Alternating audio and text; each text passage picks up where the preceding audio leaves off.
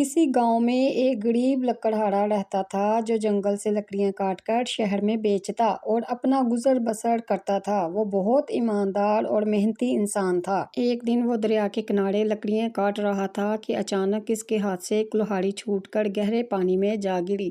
لکڑہارا پریشان ہو کر دریا کے کنارے بیٹھ کر رونے لگا کیونکہ اس کے پاس اتنے پیسے نہیں تھے کہ وہ نئی کلہاڑی خرید سکے۔ اتنے میں وہاں ایک بزرگ نمودار ہوئے اور انہوں نے رونے کی وجہ پوچھی۔ لکڑہارے نے سارا واقعہ سنا دیا۔ بزرگ نے کہا، پریشان نہ ہو، میں تمہاری کلہاڑی نکال دیتا ہوں۔ بزرگ نے دریا میں غوطہ لگایا اور ایک سونے کی کلہاڑی نکال کر باہر لائے۔ انہوں نے پوچھا، کیا یہ تمہاری کلہاڑی ہے؟ لکڑہارے نے جواب دیا، نہیں، یہ میری کلہاڑی نہیں ہے۔ بزرگ نے دوبارہ غوطہ لگایا اور اس بار چاندی کی کلہاڑی باہر لائے۔ لکڑہارے نے پھر کہا، نہیں، یہ بھی میری نہیں ہے۔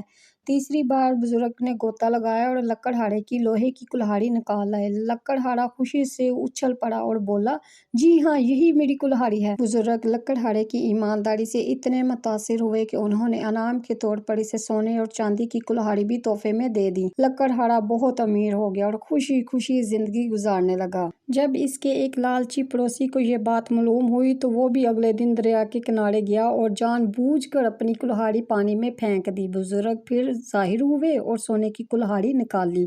لالچی شخص فوراً چلایا، ہاں، یہ میری کلہاڑی ہے۔ بزرگ کو اس کا جھوٹ اور لالچ دیکھ کر بہت غصہ آیا۔ انہوں نے نہ صرف اسے سونے کی کلہاڑی غائب کی بلکہ اس کی اپنی لوہے کی کلہاڑی بھی غائب کر دی۔ لالچی شخص اپنی حماقت پر ہاتھ ملتا رہ گیا۔ ایمانداری بہترین حکمت عملی ہے، جبکہ لالچ ایک ایسی بلا ہے جو انسان کو اس کے اپنے حق سے بھی محروم کر دیتی ہے۔ اگر آپ کو میری کہانی اچھی لگی تو لائک، فالو، سبسکرائب کریں اور اسے آگے بھی شیئر کریں۔ Thank you.